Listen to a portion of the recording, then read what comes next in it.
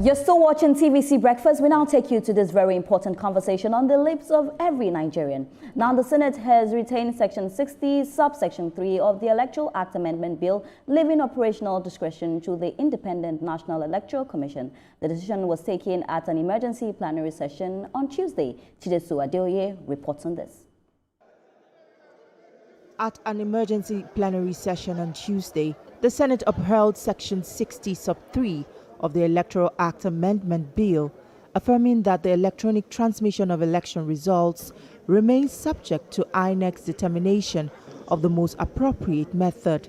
Plenary proceedings were triggered by a motion from the Senate's Chief Whip, Tahir Mungunu, who sought to rescind the Chamber's earlier decision on the clause, citing public backlash. Senator Mungunu clarified that his intention was not to overturn the Senate's position, but to amend the wording from transfer to transmit. Notes that upon careful examination of the bill, fresh issues have emerged in respect of Clause 60, Sub 3, which requires further legislative consideration in order to ensure the conduct of smooth, transparent, and credible elections in Nigeria. And relying on the provisions of Orders 1B and 52(6) of the Senate Standing Orders 2023 as amended, accordingly resolves to rescind decision on Clause 60, Sub 3 of the Electoral Act, Repeal and Enactment Bill as previously passed, and recommit Clause 60, Sub 3 to the Committee of the Whole for further reconsideration and passage. I so move. The Senate adopted the amendment without vacating its earlier resolution. Under the provision passed, presiding officers are required to electronically transmit polling unit results to the IRF portal after Form EC8A has been manually signed and stamped and countersigned by party agents where available. Where electronic transmission fails due to communication challenges, the signed Form EC8A becomes the primary document for collation and declaration of results. Attempts by Einaya Abaribe to call for a division of votes were later withdrawn amidst overwhelming support from the majority. Any senator may challenge the opinion of the president or the chairman by claiming a division. Mr. President, I claim a division. In respect of? We need to vote individually. I wish to withdraw my motion. The Senate President insists that lawmakers seeking further changes may do so through substantive motions. Provided that if the electronic transmission of the result fails, if it fails as a result of communication failure, in other words, maybe network or otherwise, and it becomes impossible to transmit the result electronically in Form EC8A, signed and stamped by the presiding officer, and or countersigned by the candidates or polling agents where available at the polling units, the Form EC8A shall in such a case be the primary source of collation and declaration of results. Those in support of the motion as enunciated by Senator Mungunu and seconded by Senator Bamoro say aye. Aye. And those again say nay. Nay. The ayes have it. In a related development, the Senate reconstituted a 12-member conference committee to harmonize the Electoral Act, naming Simon Bako Lalong as chairman. Following the reconstitution of the conference committee and the adoption of votes and proceedings, the Electoral Act amendment advances to the harmonization stage between the Senate and the House of Representatives. Chidesu Adeoye, TVC News, Abuja. Thank you so much, Chidesu, for that fantastic report. Now, joining us for this conversation is Public Affairs Analyst Mustapha Ewenla. Good morning. How are you doing? Thanks for joining us. Thank you. It's always a pleasure to have you on the show. Your insights Always amazing. Thank But let's go me. straight to this particular conversation on the lips of every Nigerian. You know, we saw what happened, you know, and the Senate President, Godswill Akpabio, said something. He said, if it fails, you know, if, let's put that if, you know, then the manual takes over. It seems like, you know, people are still not having trust in this particular even decision, because there's been a lot of conversations on social media where people are still saying, no, no, no, we want it. You know, I like to use the word as it is hot, give us the result as it comes out, you know. But as a public affairs analyst, what's your take on this whole thing? Do you think that we needed to do a protest to come up with this, you know, decision? All right, so thank you for having me. So this is a very topical conversation. We saw what played out during the week. We saw the protest at the National Assembly on Monday. We saw it on Tuesday. But first of all, let me even say kudos to the Senate, for finally bowing to pressure. Let me put it like that.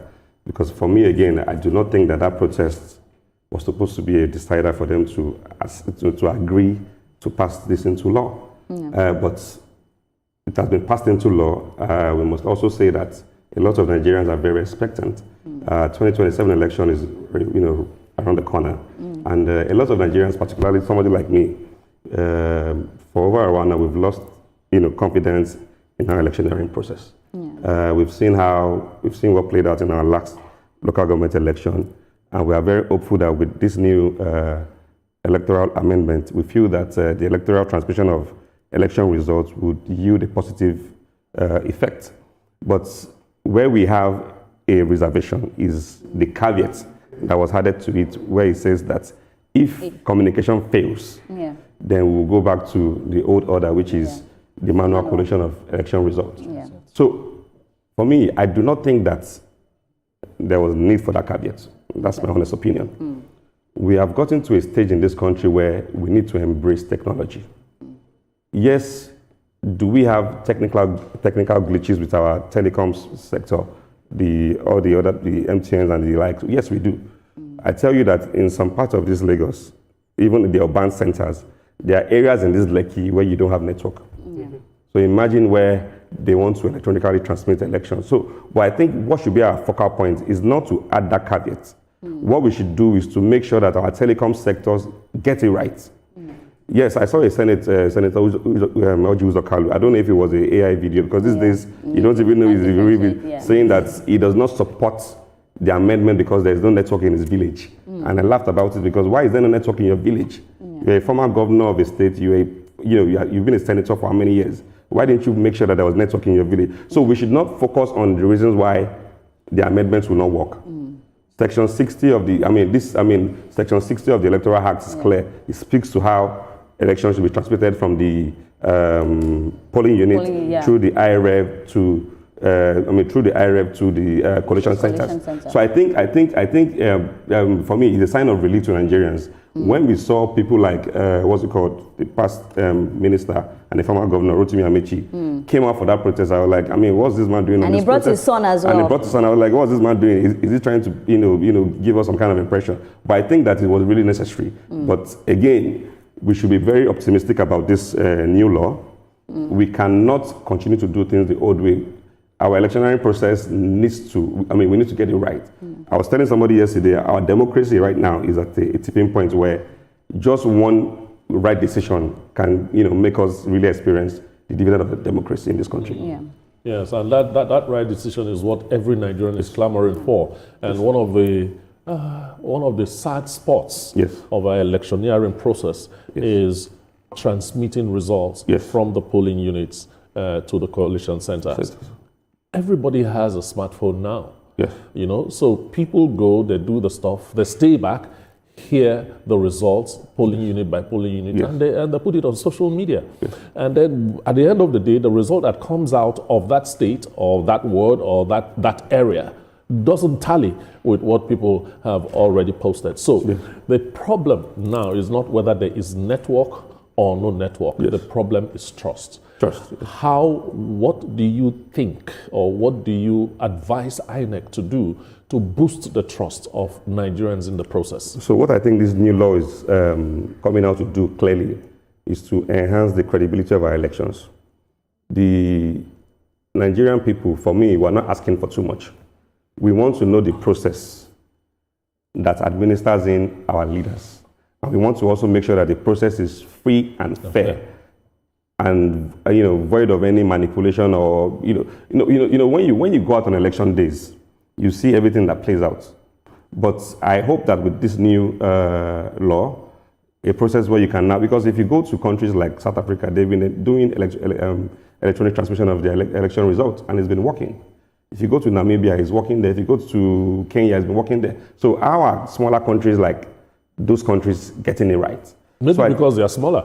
Yeah. So let me also tell you, yes, Nigeria is a very peculiar country because it's, in terms of population, we're way more than Kenyans. And also in terms of our landmass. Yes. But I think that we should focus more on not the excuses of not getting it right, but the things that will make us get this new law correctly. Because if our telecoms company are not doing the right thing, let us call them to order, because people pay for these services. People pay for these services, and when they're not able to make use of these services, then it's a fraud.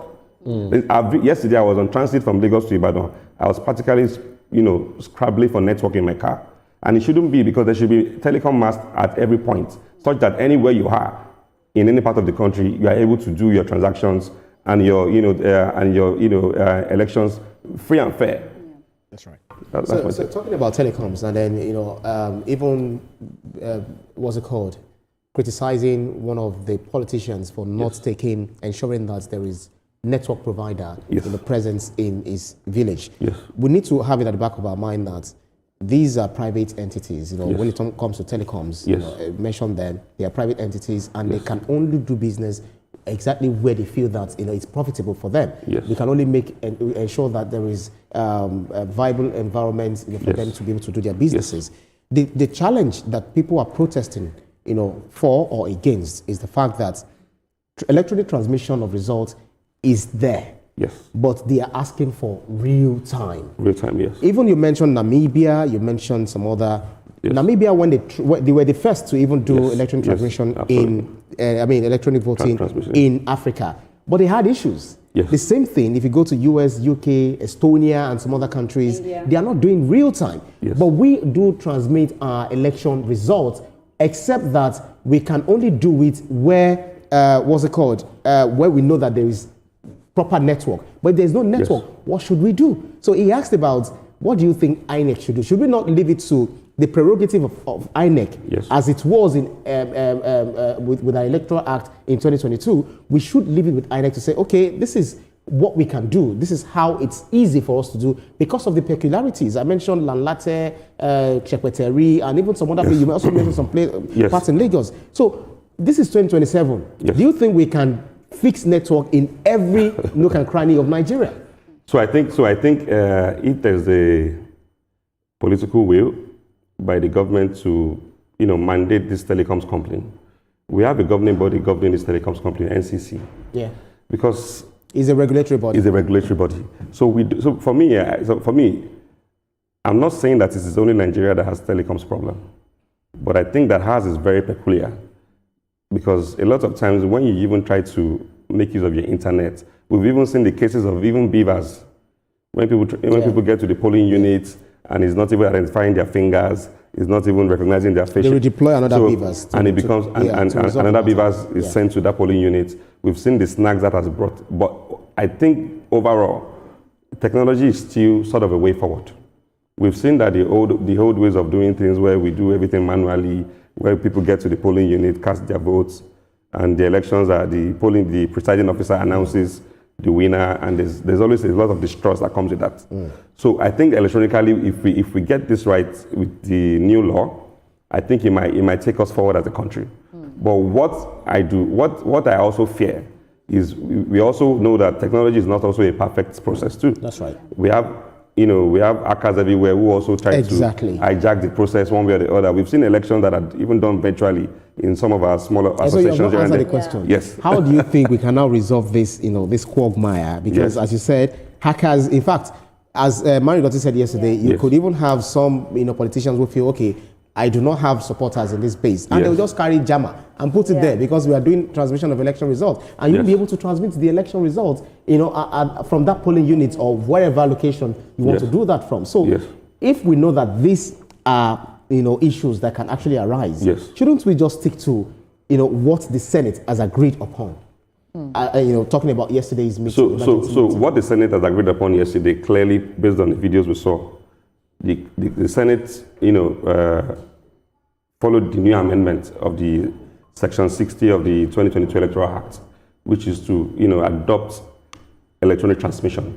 But in cases where network may fail, then they can go back to the Form ECA 8. Yeah. So as a primary source of, collation. So I think it's still something that election is still in 2027. But sometimes when I see all the news coming up, it feels like election is this year, but because there's so many preparations going on everywhere. Yeah. So I think INEC has enough time to get this thing ready. 2027. Yeah. Yes, I think so. We have all the resources. We have all the resources. We have all the resources that we can use. I mean, Nigeria is a country where there's a lot of focus on. I mean, the international community is watching us, and we must get our electionary process right once and for all. Exactly. So that people can come out freely to vote, trusting the process that their votes will count. That's why when I was, yes, for me, to some extent, I was happy when I saw Rotimi Amechi, when I saw Peter Obi at the protest. I mean, he gave Nigerians some sort of hope that... You didn't think they were trying to politicize it? Exactly. You didn't no, think because they are also Nigerians. So and they also have right to the Section 40 of our right to peaceful protest and all that. Okay, all right, but let me come to you with this question, talking about hackers as well, you know. I feel like the next question that will be on a lot of lips of Nigerians is, when do we know, and I really need you to unpack this for me, when do we know that, it has been hacked, or when do we know that network has been jammed? Because then again, Nigerians will argue that maybe nothing was wrong with the network and you lied, that something was wrong with the network and you're going to manually. So we need to put something in place to be sure that when they tell you that, oh, there's a network problem here, that Nigerians will actually believe them. What are some of the evidence that will be shown to really see that it was jammed? In an era where, there was an election where INEC reported 12 million, cyber attacks. So all these attacks can come. But when do we now know that these attacks are genuine? And the next question I want to ask you quickly, because of our time, is that a lot of people are saying that we are also focusing on just one thing, and we are leaving a very important conversation. During election, there's a lot of vote buying. The transparency of an election is not just only in real time. What about vote buying? What about ballot boxes that are being snatched? Why are we not having those conversations as well? But I want you to start with the first one. Okay, so I think that for every innovation, for every technology that we put in place, while we bring up the innovation and the technology to make things better, we should also look at, because there are people somewhere sitting down to say, looking for ways to also cheat the system, which I agree with you. So I think, like I said, Nigeria is a very blessed country.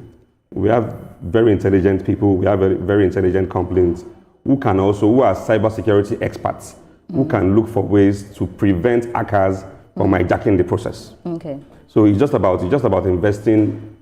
I mean, technology is both ways. It has the good side and the bad side. So it's just about investing in both sides, both the good part and the bad side of it. So if we want to follow this pattern of result correlation, what of the people who wants to hijack the process, how do we get in experts who would save against that process such that their whole agenda will be truncated? Okay, but my question is, if truly, maybe a network jammed or it was hijacked, what are the measures to make people believe that is the very important thing, that this thing was truly hijacked? Yes. Because people can also assume that you are lying, it wasn't hijacked. So I think methods has to, we need to put things in place to be sure that if truly there is, a jam or a hijack in, a service, we get to see that it's true. And so that's why I think that's why the Senate left that vacuum, or the lacuna, rather, to say, if for any reason you cannot transmit electronically, then go back to your Form ECA 8 and let's do the manual collation.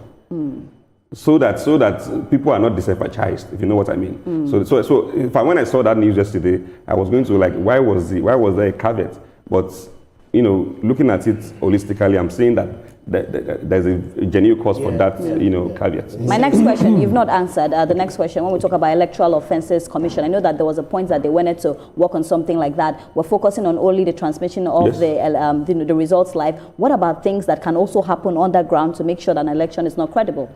So vote buying doesn't only happen in Nigeria. Let me tell you that for sure. Of course. But I think with enough voters' education, I think we can gradually eradicate that.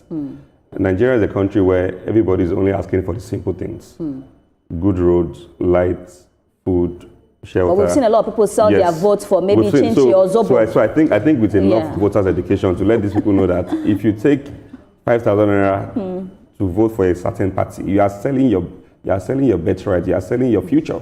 So once we continuously do those voters' education, I think people will get Over it time, right. do you think we've done it effectively? Well, I think it's still a work in progress.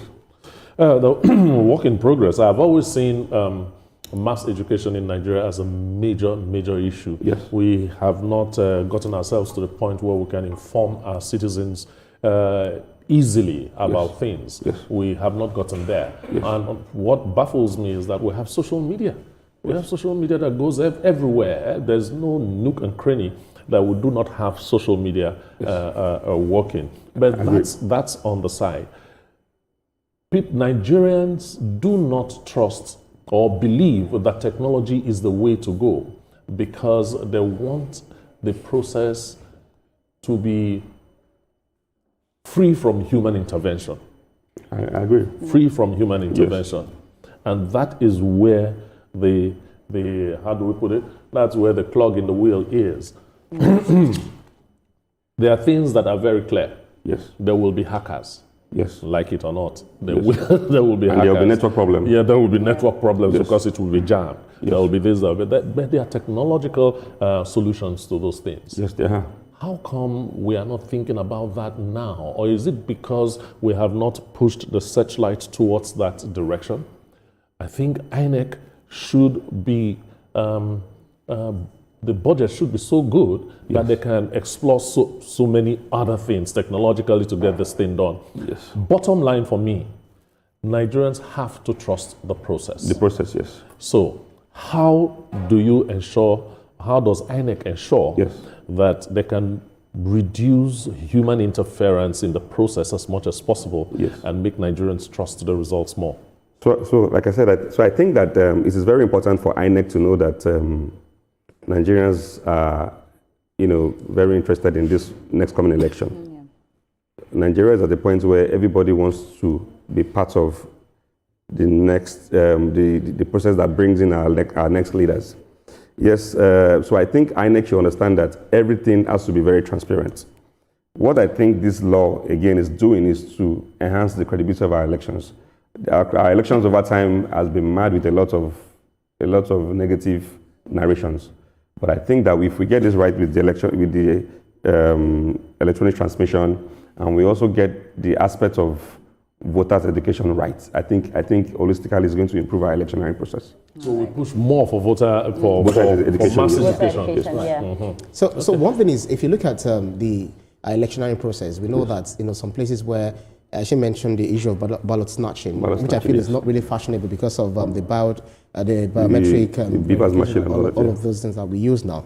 But in places where we have violence, disruption, and all of that, the law actually provides for cancellation of that result, even when it comes to the presiding officer, being forced or put under duress to write certain to falsify results and all of that. They can cancel, they can make reports. Do you not feel that is enough measure to mitigate against, as rightly concerned, human interference, over during our election process? And in 2023, what the Supreme Court ruled, it was televised for us to see, and we all came to the conclusion that things were actually done right. So why should we be too fuzzy about 2027 elections? What exactly will change between now and then?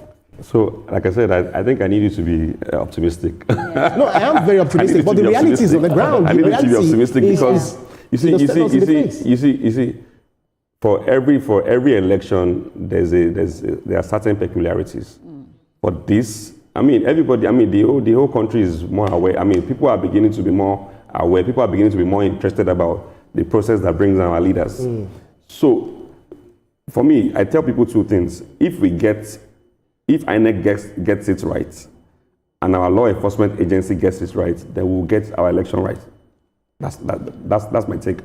If INEC puts in place all the equipment that we need to host to hold credible elections, from the beavers machine to this new law that tells us to use the electronic transmission, and also put and the political will from our law enforcement agencies to make sure that there's no manipulation, there's no human interference in any sort at the polling units, I think we'll get our elections right. How can we do that when we know that there could be hackers sitting in Israel? They have always Russia? been. They have always been. So countries like, I made reference to countries like Kenya who have been doing electronic transmission, South Africa who have been doing it. But we also transmit electronically as well. We did that in 2023. Yes, but it has now become a law fully now based on these new amendments.